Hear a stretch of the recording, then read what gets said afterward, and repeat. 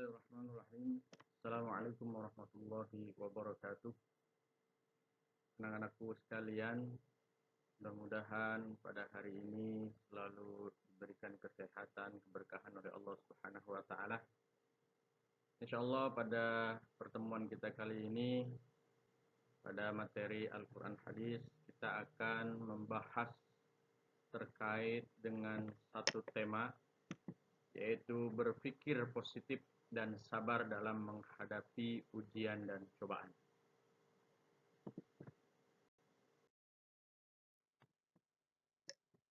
Sebelum kita lanjut membahas secara rinci terkait dengan tema kita pada pembelajaran kali ini, mari sama-sama kita berdoa dengan membaca suratul Fatihah. Kita hadiahkan untuk para guru-guru dan orang tua kita yang telah mendahului kita. Mudah-mudahan beliau-beliau semuanya ditempatkan di tempat yang terbaik oleh Allah Subhanahu wa taala. Kita pun mendapatkan nafahat-nafahat dari beliau dan mudah-mudahan. Baik anak-anakku sekalian, sebelum kita mulai ada beberapa hal yang perlu dijelaskan, yaitu terkait dengan pengembangan materi pada tema kali ini, yaitu berpikir positif dan sabar dalam menghadapi ujian.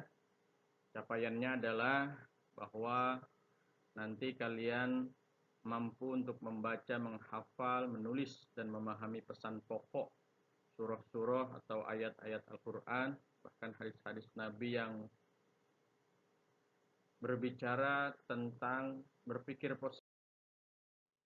Peta konsep bahasan kita pada pertemuan kali ini, yang pertama kita akan membahas tentang ayat 155 sampai 157 dari Quran surah Al-Baqarah terkait tentang macam-macam ujian dari Allah Subhanahu wa taala.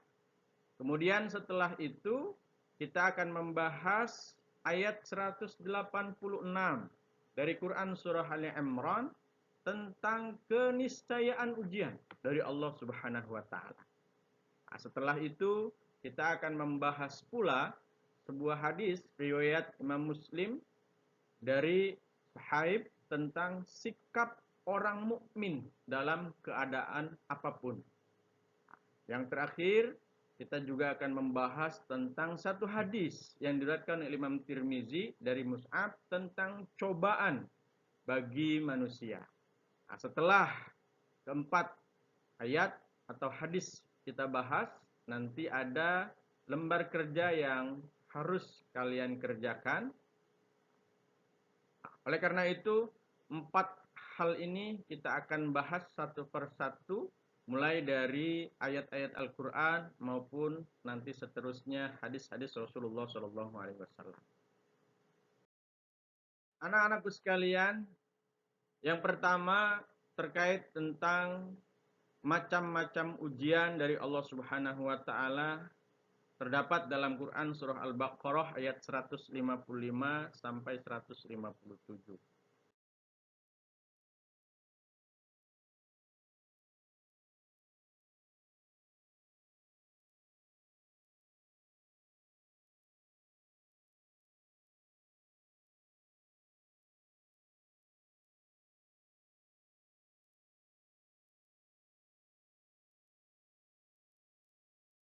Allah Subhanahu wa taala berfirman, A'udzu billahi minasyaitonir rajim, wa lanabluwannakum bisyai'im minal khaufi wal ju' wa naqsim minal amwali wal anfusi wath thamarat wa basyiris sabirin. Alladzina idza asabathum musibah qalu inna lillahi wa inna ilaihi raji'un. Ulaika alaihim salawatum mir rabbihim wa rahmah wa ulaika humul muhtadun. Perhatikan arti dari ayat yang tadi saya bacakan, ayat 155 yang artinya kami pasti akan mengujimu dengan sedikit ketakutan dan kelaparan, kekurangan harta, jiwa, dan buah-buahan. Sampaikanlah wahai Nabi Muhammad, kabar gembira kepada orang-orang sabar. Lanjut, ayat 156 yang artinya yaitu orang-orang yang apabila ditimpa musibah, mereka mengucapkan inna lillahi wa inna ilaihi raji'un. Itulah orang-orang sabar. Sesungguhnya kami adalah milik Allah dan sesungguhnya hanya kepadanya kami akan kembali. Lalu apa ayat selanjutnya?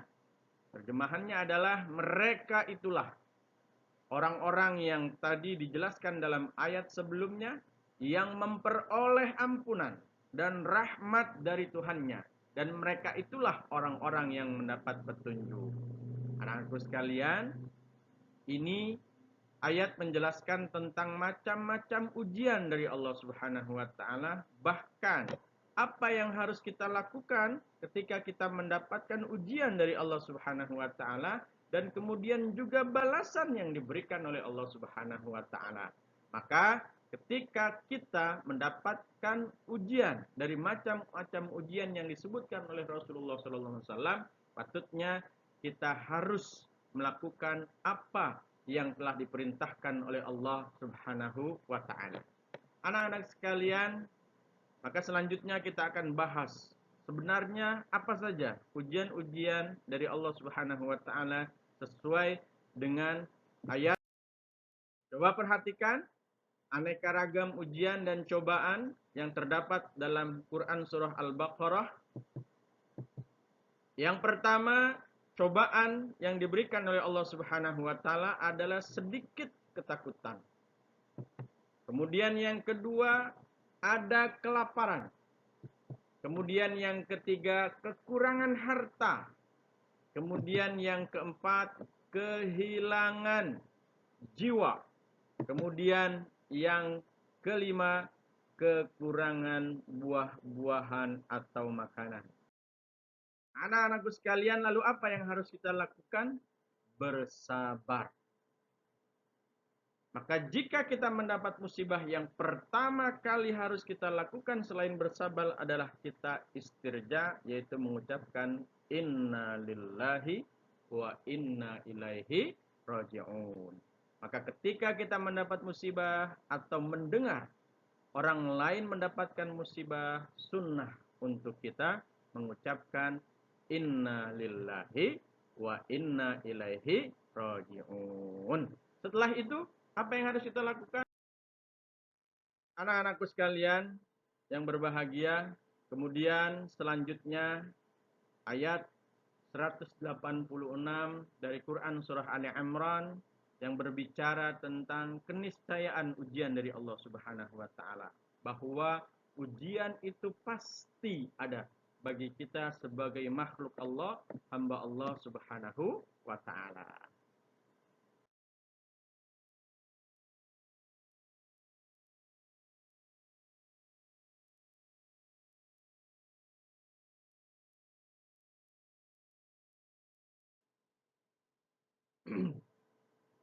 Apa ayatnya? A'udzubillahi minasyaitonirrajim. Mari perhatikan dan silahkan juga dibaca masing-masing. Latublawunna fi amwalikum wa anfusikum wa latasma'unna minal ladzina utul kitaba min qablikum wa minal ladzina asyraku adan katsira. Wa in tasbiru wa tattaqu fa inna dzalika min azmil umur. Artinya, kamu pasti akan diuji dalam urusan hartamu dan dirimu. Kamu pun pasti akan mendengar banyak hal yang sangat menyakitkan hati dari orang-orang yang diberi Alkitab sebelum kamu dan dari orang-orang musyrik. Jika kamu bersabar dan bertakwa, sesungguhnya yang demikian itu termasuk urusan yang patut diutamakan. Anak-anakku sekalian yang berbahagia, mudah-mudahan selalu diberkahi oleh Allah Subhanahu wa taala. Jadi dalam ayat ini sudah dijelaskan bahwa kita pasti akan diuji, terkhusus dalam urusan harta, urusan diri kita. Dan mungkin juga termasuk dari ujian yang Allah berikan kepada kita, kita akan mendengarkan hal-hal yang menyakitkan dari orang-orang yang diberi Alkitab, artinya orang-orang non-muslim, orang-orang yang tidak seagama dengan kita. Maka yang perlu kita lakukan adalah bersabar, bertakwa, terus tetap teguh taat kepada Allah Subhanahu wa taala. Jika itu kita lakukan, sesungguhnya yang demikian itu yang kita lakukan dari bersabar dan bertakwa termasuk perkara yang luar biasa. Yo, anak-anak sekalian, jika kalian mendapatkan ujian atau cobaan dari Allah Subhanahu wa taala, apa yang harus kalian lakukan? Jawabannya adalah tetap bersabar, berpikir positif, dan bertakwa kepada Allah Subhanahu wa taala. Yang dirahmati oleh Allah Subhanahu wa taala, Allah pasti akan menguji hamba-hambanya. Di mana keniscayaan ujian akan diberlakukan pada siapapun kita sebagai hamba Allah. Baik itu sakit fisik, kelemahan mungkin, ada pembunuhan, peperangan, bahkan atau bentuk ujian fisik yang lainnya. Ujian dalam harta juga misalnya, kekurangan, kemelaratan, kemiskinan, ada pencurian, perampokan. Lalu kita dirahmati oleh Allah Subhanahu wa taala. Kita lanjut kepada bahasan kita yang ketiga, yaitu hadis Rasulullah Shallallahu Alaihi Wasallam yang diriwayatkan oleh Imam Muslim dari Suhaib yang berbicara tentang sikap orang mukmin dalam keadaan apapun. Apa yang harusnya kita lakukan ketika kita menghadapi satu persoalan, satu keadaan, apapun itu persoalannya, apapun itu keadaannya.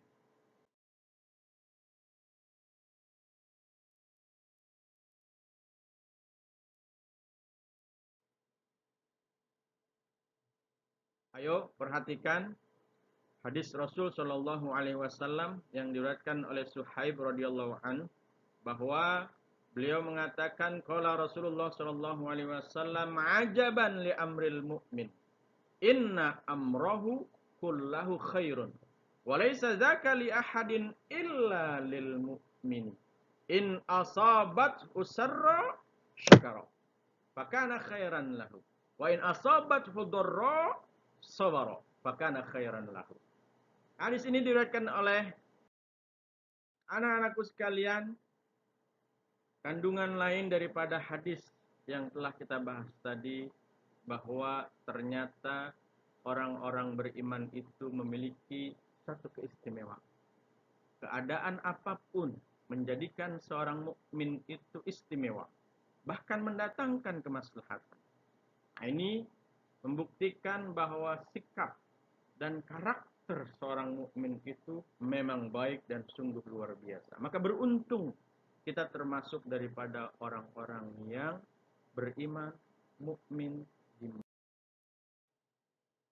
Nah, kemudian yang terakhir bahasan kita yaitu hadis riwayat Imam Tirmidzi dari Mus'ab tentang cobaan bagi manusia, tingkatan-tingkatan cobaan, ujian, musibah yang dialami oleh hamba-hamba Allah Subhanahu wa taala.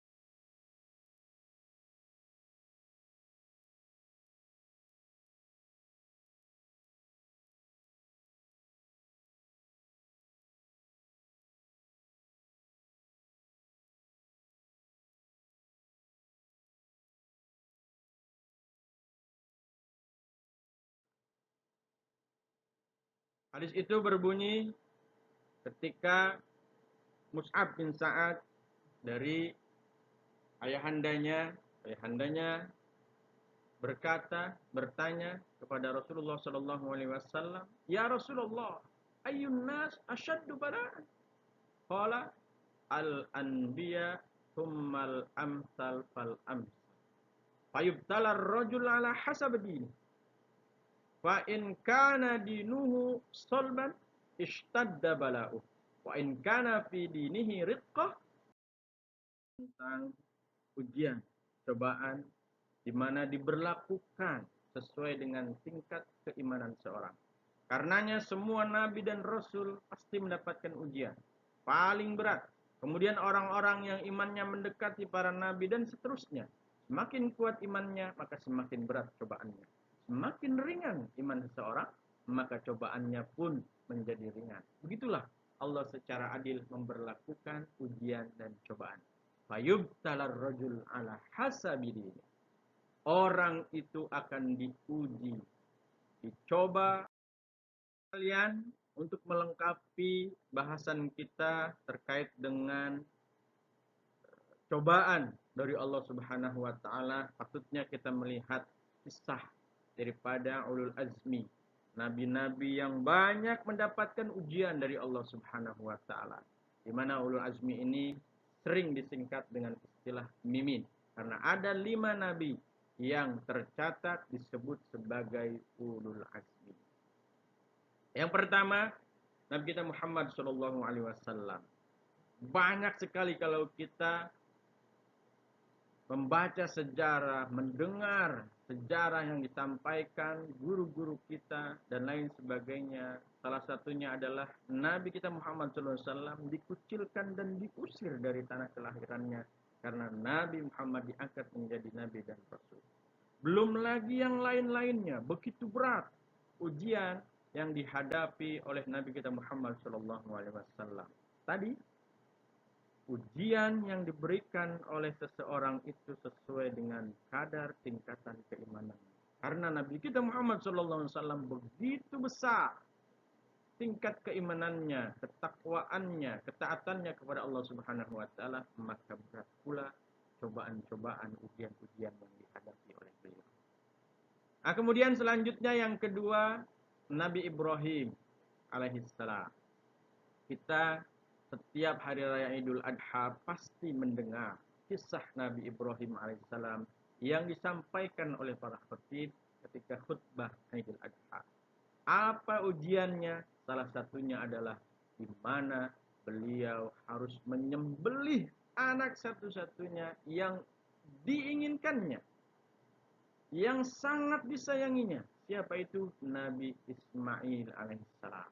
Perintah Allah Subhanahu wa taala dilaksanakan dengan baik oleh Nabi Ibrahim. Bahkan ketika ada dialog antara Nabi Ibrahim dengan Nabi Ismail, disampaikan bahwa Nabi Ibrahim diperintahkan untuk menyembelih Nabi Ismail. Apa jawaban Nabi Ismail? Lakukan, wahai ayahandaku, perintah yang Allah berikan kepadamu. Insya Allah engkau akan mendapatkan aku termasuk orang-orang yang sabar.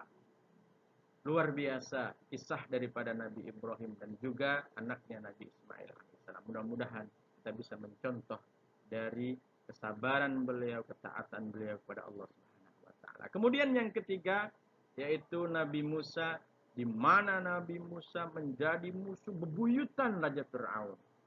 Kalau kita mendengar kisah Nabi Musa yang berada di Mesir, sungguh luar biasa ujian yang dihadapi oleh Nabi Musa ketika menghadapi musuh buyutannya, yaitu Raja Fir'aun yang mengaku ana rabbukumul a'la. Aku adalah Tuhanmu yang agung, yang tinggi. Anak-anakku sekalian yang dimuliakan oleh Allah Subhanahu wa taala, yang keempat daripada ulul azmi nabi-nabi yang sangat berat ujiannya adalah Nabi Isa. Di mana ketika beliau lahir ditentang oleh umatnya. Bahkan, nauzubillah, ada yang mengatakan bahwa Nabi Isa lahir dari hasil zina. Karena tidak diketahui siapa ayahandanya. Ini begitu besar ujian yang diberikan oleh Allah Subhanahu wa taala kepada Nabi Isa. Namun Nabi Isa tetap bersabar sehingga banyak kemuliaan-kemuliaan yang didapat. Anak-anakku sekalian, alaikum bihusnizan wassabar.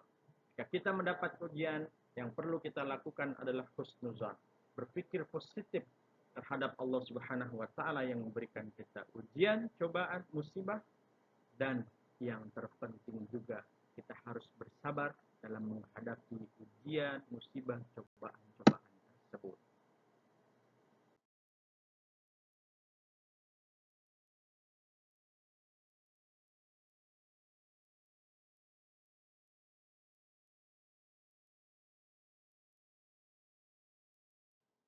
Anak-anak sekalian, demikian bahasan kita pada pertemuan kali ini, dan yang harus kalian lakukan setelah ini adalah kalian mengisi SKPD lembar kerja yang terdapat di link di Google Form, di mana berisi uraian sebanyak 25% dengan menjawab pertanyaan sesuai dengan materi pembelajaran yang tadi sudah kita bahas.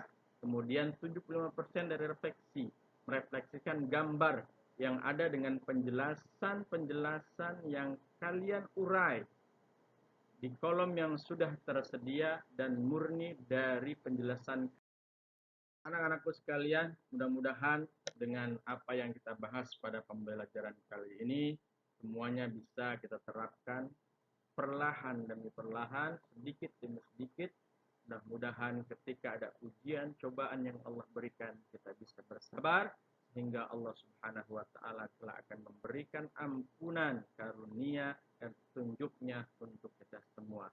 Demikian, kita akan bertemu dalam pertemuan berikutnya. Adanallahu wa iyyakum ajmain. Assalamualaikum warahmatullahi wabarakatuh.